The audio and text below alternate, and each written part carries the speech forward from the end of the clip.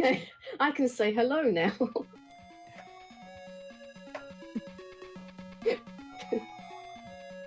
But hi people. Oh dear. Okay. Want me to start now? Yeah, go ahead. Count us down. Okay. 3, 2, 1, go. All right, everyone. Welcome to Sonic Chaos. My name is AmberCyprian, and I will be one of the people guiding you through this game. This is a 2D side-scrolling platforming game with pretty similar gameplay to the previous 8-bit Sonic the Hedgehog games. It's also fairly similar to your 16-bits as well. We're playing on the Master System version. It also came out on Game Gear, but screen crunch is a problem, so yeah. We're gonna play with the less screen crunch. Yeah, sorry, no Game Gear version.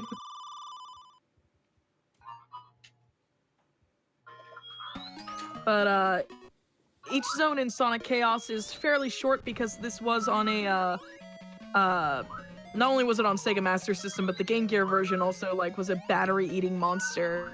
So it needed to be a shorter game that could be played in one sitting. But these zones are pretty linear, and they don't have very many alternate routes, so the progression is pretty simple. You'll see things like your typical staples coming from the game, like, shuttle loops, corkscrew loops, warp tubes, all that good stuff. And there's also one gimmick that's actually unique to this game, and that would be the pogo screen. Oh my goodness. You can tell I'm not a morning person, can you? That's a mood. It's actually afternoon, but it's morning. So, the pogo spring is a thing that would, it looks like the spring right on the back of this boss's back. But it actually is mobile, so you're actually able to bounce throughout the stage with a higher elevation than you would have as a jump. Also, you'll notice that that boss fight was incredibly fast. That's kind of the trend with this game. Yeah, sorry, this game is really, really quick. Yeah.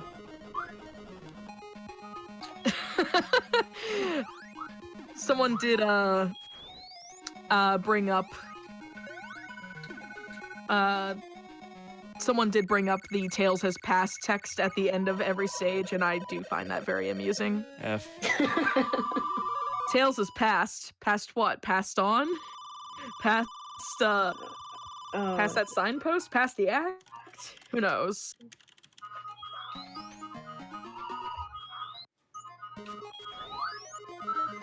Also, I do apologize if my mic is cutting out at all. Oh, you're fine. Okay. I just wanted to make sure. Oh, I'm just more worried about my gameplay. You're fine too. You're doing incredibly. It's almost like you're going great. super fast. Yeah, the reason why I'm sort of delaying my exit dash there is if you hit the side of the screen at a specific frame when you're coming out of your spin dash, it's not really something you want to do.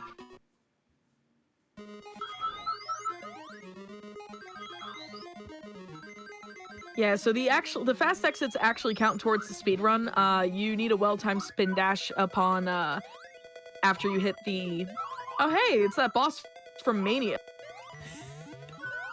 But much like the other bosses, it's fairly trivial. It's actually harder in Mania, but the fast exits, going back to that, you actually have to spin dash, and there's a couple of stages where, like Flying Fox mentioned, you need to delay it, otherwise it does crash the game. But this is actually a game that's notable for being the first 8-bit Sonic title that features Tails as a playable character, and it's also the first in the series where the player can use his flight ability.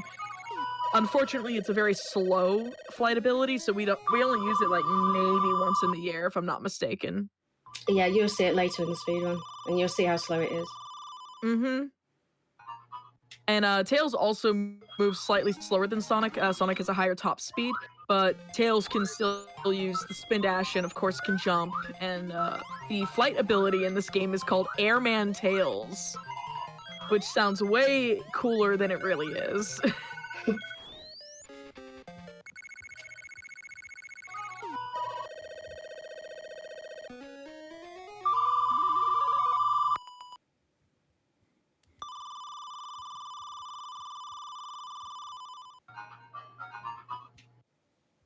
So here in Act 3, we're gonna be encountering the I can never say this name right. The Bouncy Boss Robot.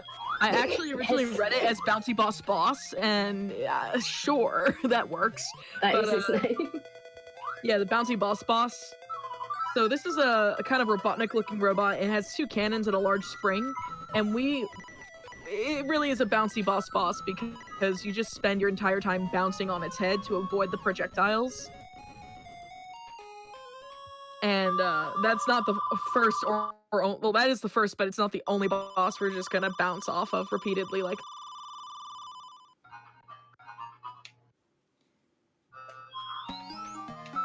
So this is Mecha Green Hill. So if you liked Green Hill, we took it and, you know, roboticized it. But this actually is a very good instance of the bouncy spring here, the pogo spring, which is unique to this game. No! Did we crash the game? What happened? Yeah. Oh no! Oh no! Alright, 1 second, please. 1 second. This is one of those 2 stages where it can crash the game. I can fix this. Just give me 1 second. Robotnik has won. There we go. So this brings me back to, I think, the Sonic 3 US manual, where things like game crashes and soft locks were written in the lore. Like Robotnik's traps. Do you want me to do Mecha Green Hill 1 again, or just carry on to 2? You can go to 2. Yeah. Okay.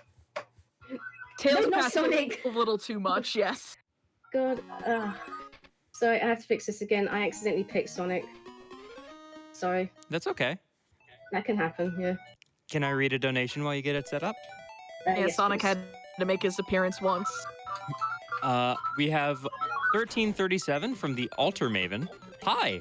I see the and Knuckles mode for Sonic Mania is not yet met. So this money is going towards and Knuckles, because what is better and Knuckles than Knuckles and Knuckles? Plus the end screen is so silly, it needs to be met. Have a great day. You too, friend, and thank you for your donation. Yes, please meet that Knuckles and Knuckles donation incentive. That thing is fantastic. Knock, knock. It's Knuckles. There you go. Okay, I'm just going to be safe and do that. There we go. Oh, it's okay. I just wanted to show you what happens, you know? It's all good. Oh yeah, like I mean, there's nothing better than showing every way to break the game.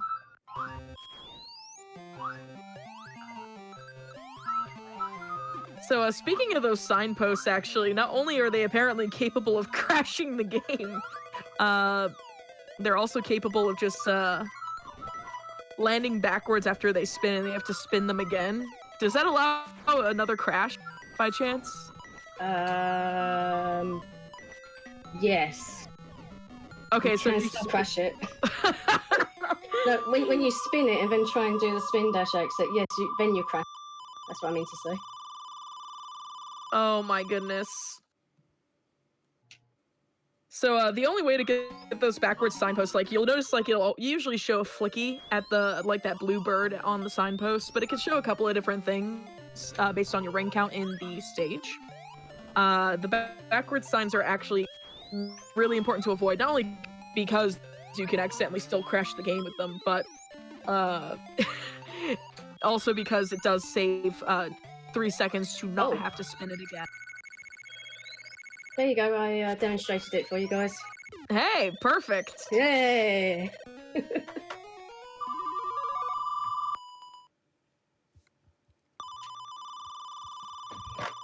I like that mentality. It's not a crash, it's a surprise reset.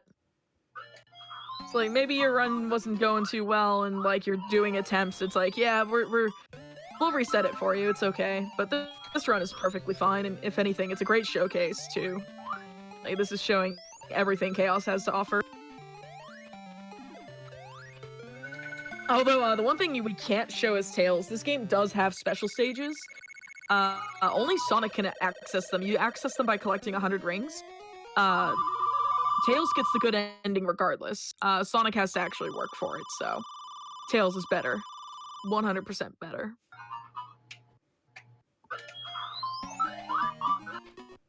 So here in Aqua Planet 3, we're gonna be fighting the Spherobot. He's the boss of this zone, and he's like an egg-shaped robot that has multiple phases, and he'll eventually come down. We spend the first phase here at the edge of the screen just hitting him with invincibility and spin dash. We're actually not invincible. I'm used to us being invincible here at this edge, but...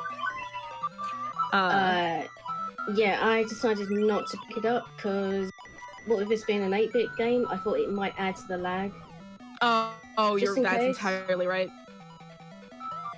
Well, that's what I think. I might be wrong. But it doesn't hurt to not pick it up just in case. Yeah, much like NES games, the 8-bit Sonic games are notorious for having a lot of lag if there's a lot going on the screen.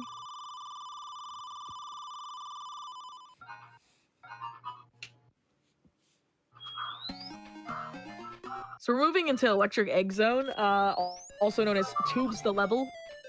I think when I was doing all my playthroughs of the 8-bit games, I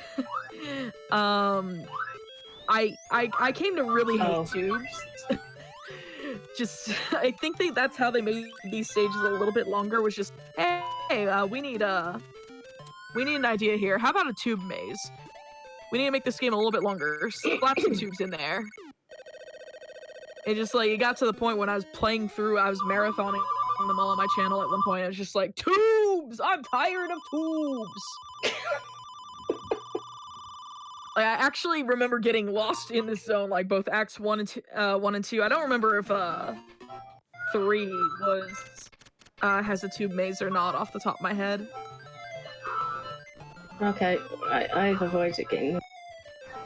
Okay. So we shouldn't get a backward sign again. Yeah, Electric Egg is one of those levels where we may accidentally hit the ring count necessary to get backward sign.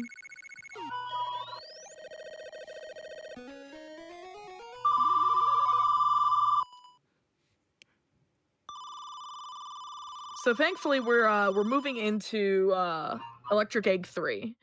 And we're gonna be fighting the Laser Walker. So everyone knows the Eggmobile that Robotnik pilots. Well, we're gonna be using an enhanced version of it, or he's going to be using an enhanced version of it.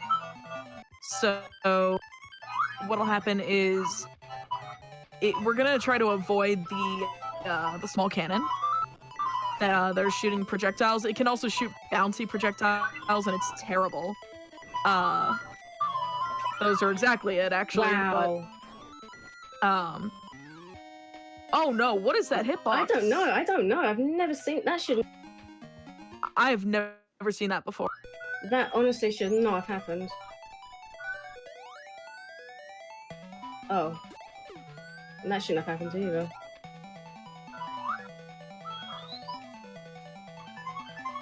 Like, this is so hard, this boss. Yeah, I remember having problems with this boss when I was trying to beat it, but I was playing as Sonic as well. Like, what I'm trying to do here is to bounce on the far left as possible. Because if I go too far to the right, he'll do the ricochet bullets. And if I go too far it'll act as if you're behind him. Yeah, and too far to the left, I bounce off and... So this boss, this final hit here is a bit of an all-or-nothing sort of thing. If we hit the boss anywhere but where he's vulnerable at the we will actually insta-die regardless of rings. Okay, time is now. Time. GG. GG. Okay. Hey, even with the 14 minutes is really good considering the game decided it wanted to showcase how crashes work. But GG on that.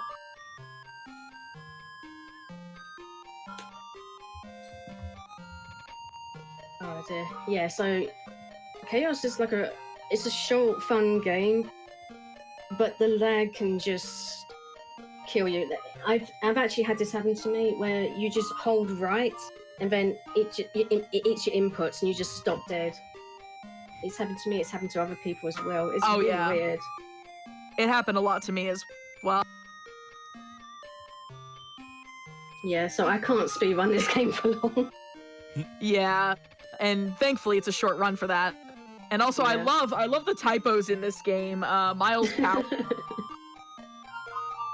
Like what a.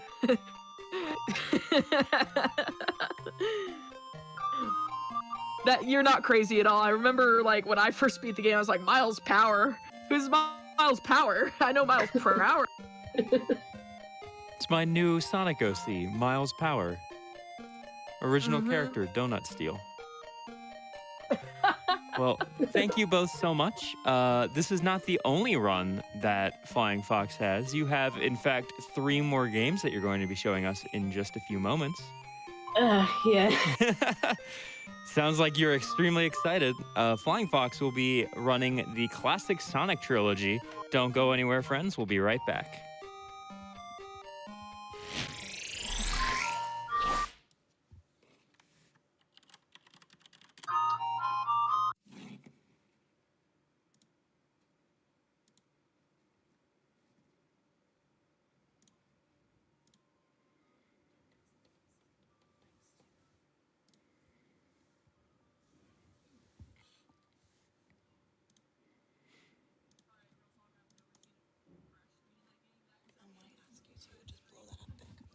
When I ask you to blow this up big, that'll be full screen. Like that.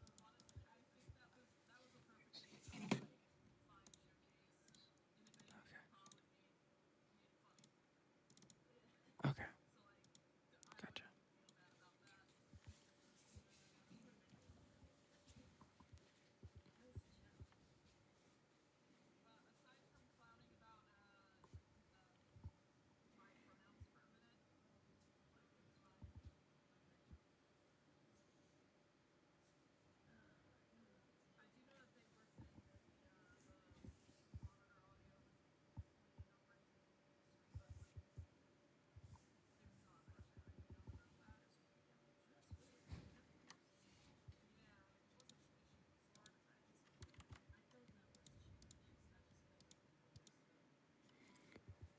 All right, friends, you're watching Frame Fatales 2020.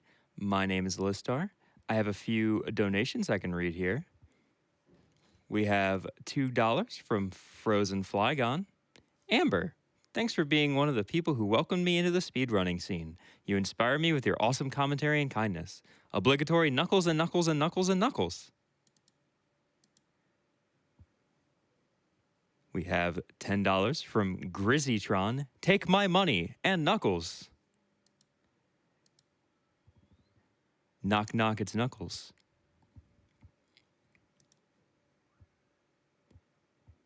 Here I come, rougher than Knuckles, the best of them, tougher than Knuckles. You can call me Knuckles. Unlike Knuckles, I don't chuckle. I'd rather flex my knuckles.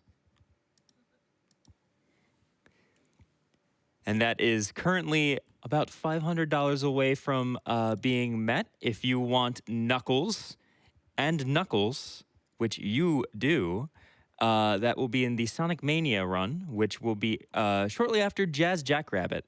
We had to push back the Sonic Mania run because some people have lives that they need to get to before speedrunning, which is a strange concept to me, but I'll roll with it. Let's see if we have anything else. We have $4 from Caitlin75. Thank you so much for your donation. Let's get that Knuckles mode, that and Knuckles mode incentive met.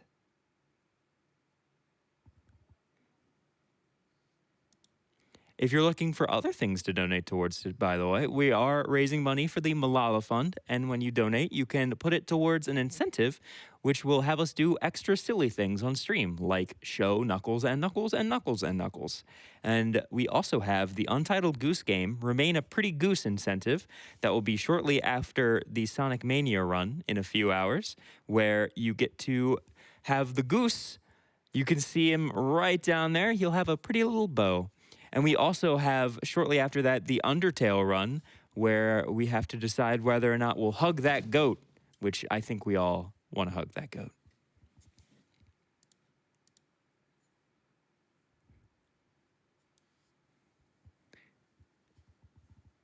Now, the question is, can we get Knuckles to wear a ribbon and be a pretty goose? Sega?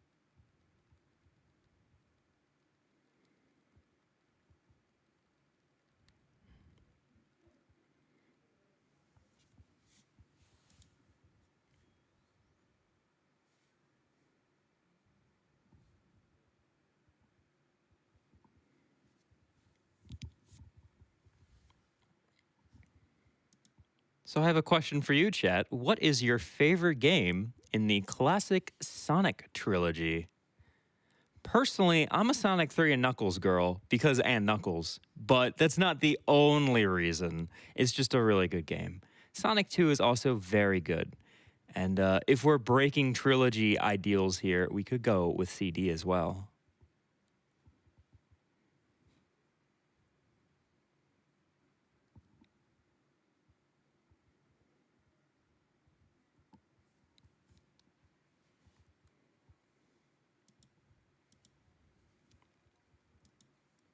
Sonic Heroes is your favorite.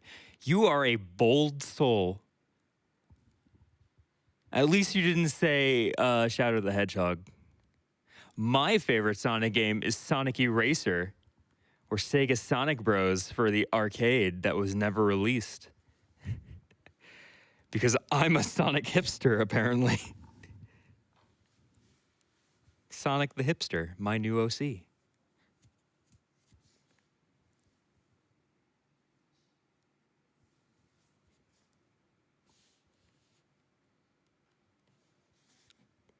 If you want to tell me what your favorite game is and shout it out to the world, there's a donation button you could use for that. Just a hint. Just a little winky hint.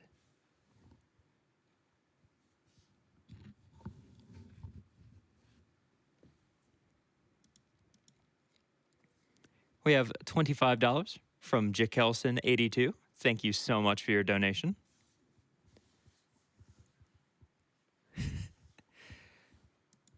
Who here saw the Sonic movie? I actually didn't get to see the Sonic movie. As beautiful as that creature is, I was going to go for a Palentine's date. We were going to go see the Sonic movie and eat Applebee's at the same time, like eat Applebee's before the Sonic movie. And I was wearing a Bubsy shirt because the idea was it was going to be the most mediocre date you could possibly imagine. And she got sick from Applebee's, so we had to go home. And then my car wouldn't work the next day, so I still haven't gotten to see the Sonic movie. It is a real shame.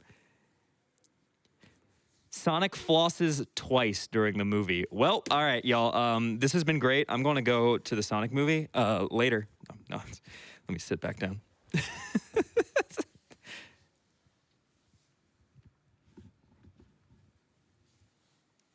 I should have gone to Jack in the Box. There isn't a Jack in the Box over here. I'm on the East Coast.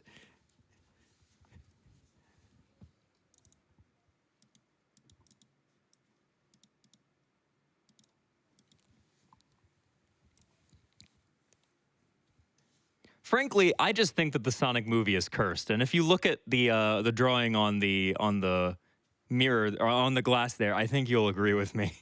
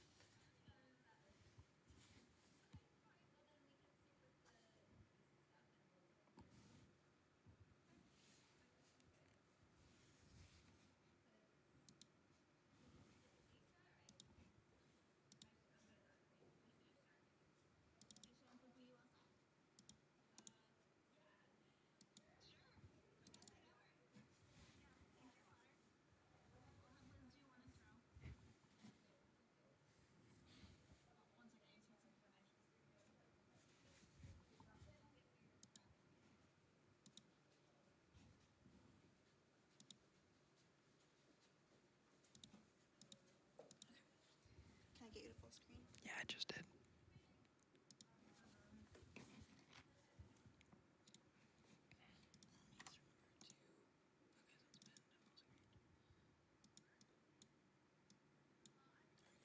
If you don't touch it, it'll decrease it.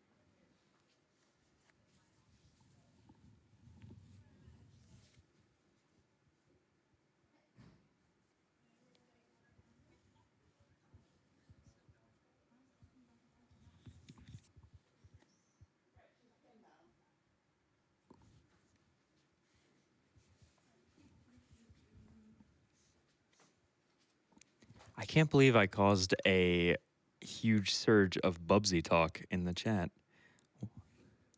I hope y'all are having fun today. I mean, there's always fun when Sonic is involved.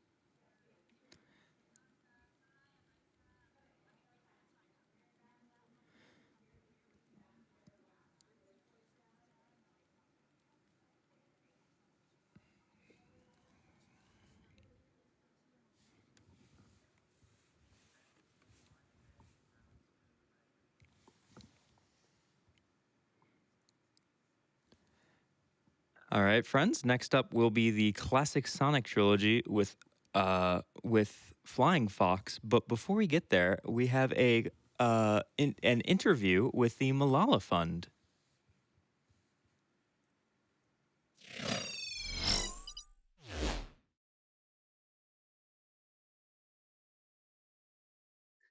Hello, how's everybody doing? Kungfufruitcup back here with you all today. I am joined with Ayesha Shakya, who is the digital content producer with Malala Fund. How are you doing?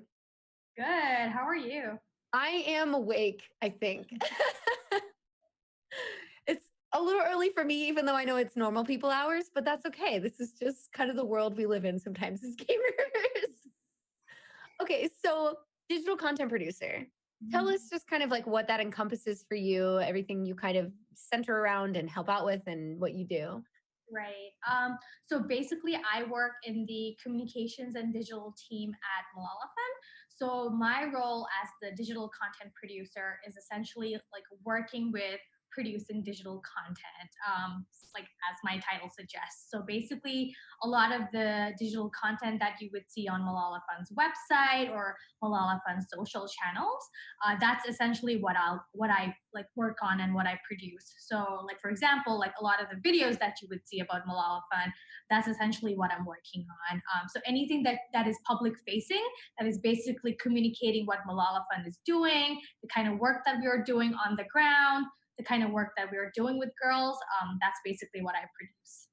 That's awesome. So I've seen a few of those, and I know we've been showing them throughout the marathon as well. And it's there's some like champions being featured, I believe, and Mhm. all kinds of information like that. Do you get to?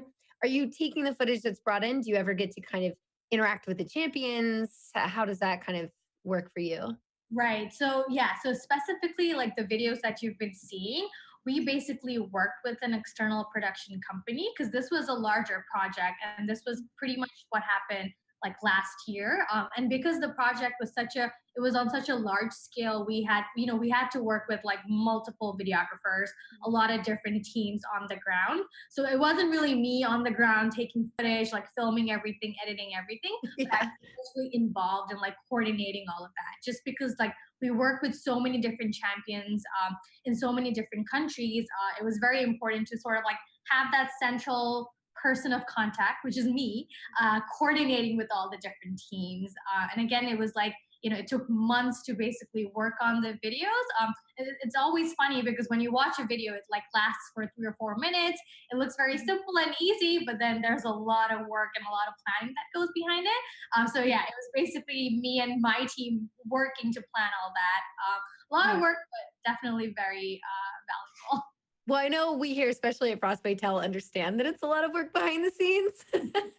I was up at the studio early this week helping out, so just kind of seeing how all that's run. And you can see during the breaks, you can see everybody kind of like running around and doing everything like that. But it definitely takes a ton of work and coordination to get all of that settled, which is amazing. So great work on what you do. The videos look great. What has been like something that you've worked on that you're just very proud of, or you think that people should really know about? Just like a specific example or two. Right. So I joined Malala last year in January. So right after I joined, we basically worked on this video series that focused specifically on girls that we work with. And the name of the series is called Roll Call. And we basically just like followed like a bunch of different girls from different countries, like from India, Mexico, Brazil. And what was really different about this series was that we didn't really have anyone on the ground filming these girls. It was essentially the girls filmed themselves. So they had a phone, like some girls had their own phone, some of them got a phone, and they were basically just filming everything on their smartphones. So it was all very much like user generated content. It was not scripted, it was all very natural, and it was just basically like a day in the life video of these girls, like, at home, like going to school, hanging out with their friends, but then at the same time also talking about like, why education is important to them. And also like, some of these girls had been through a lot of different struggles just to, get education. So also talking a lot about that. And I think that was so important for me, just because like you get to watch these girls tell their stories in the most simple way, but then it's about, such a heavy topic at the same time. But again, because these girls, because they're filming it themselves, it was so personal. It was not like a, highly produced video.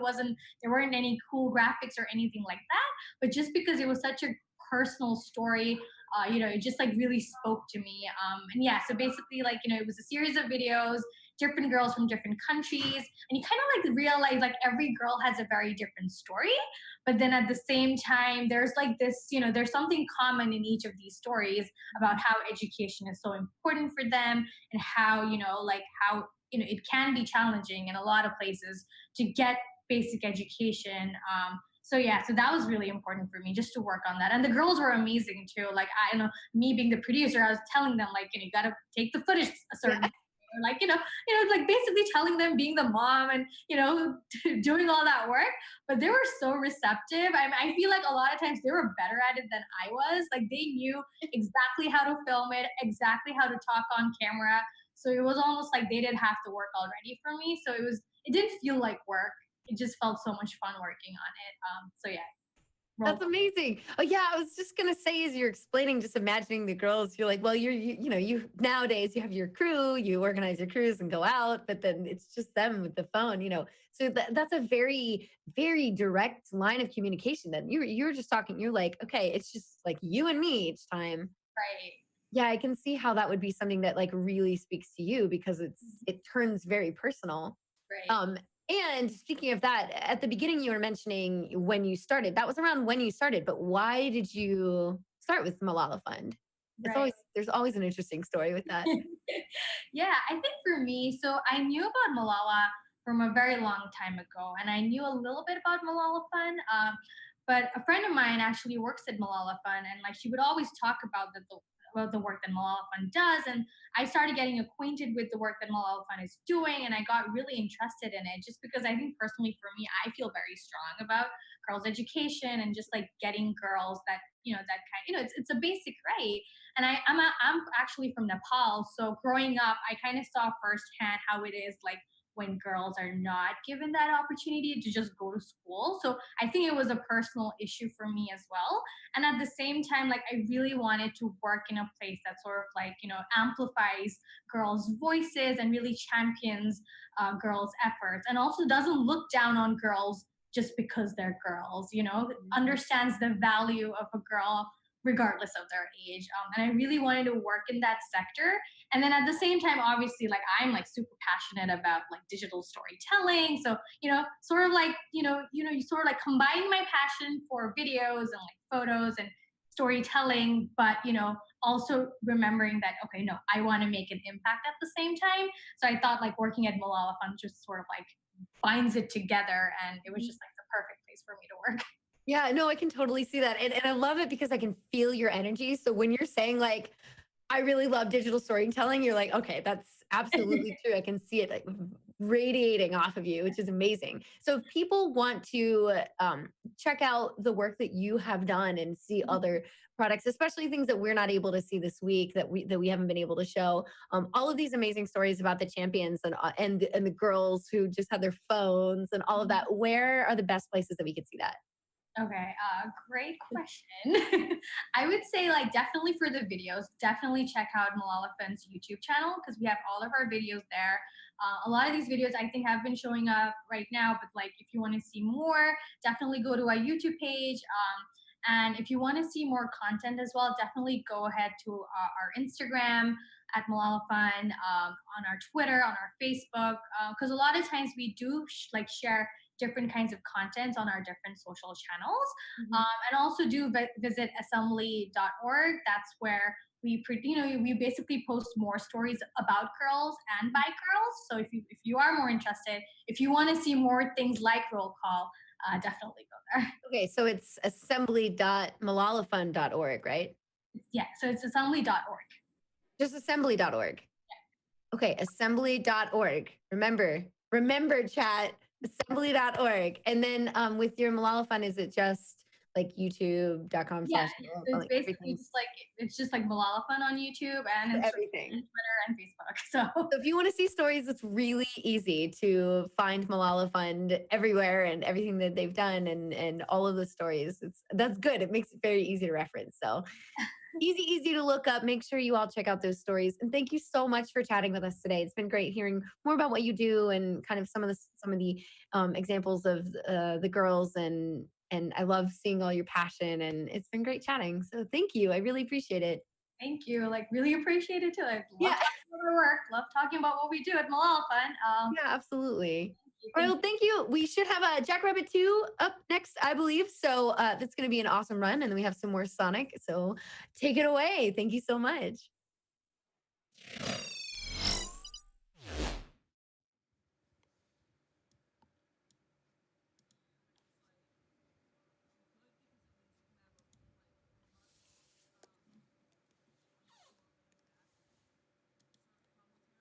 Hey, friends.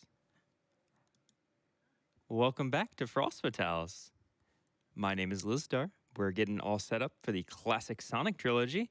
Don't go anywhere. We're going to throw it to a quick Twitch ad, and then we'll probably be ready for some going fast.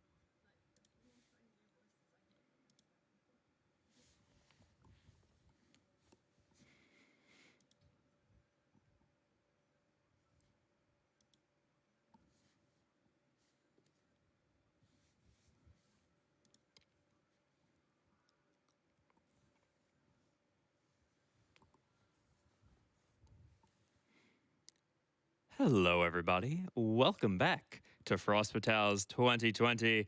I'm Lizstar, and I am hosting the Sonic Block. I've been told that I should use my powers for good and not for evil. So let's continue to talk about the Bubsy movie. There were a lot of discussions about it. Go to the... Okay, fine. All right, everyone. Looks like we're ready for the classic Sonic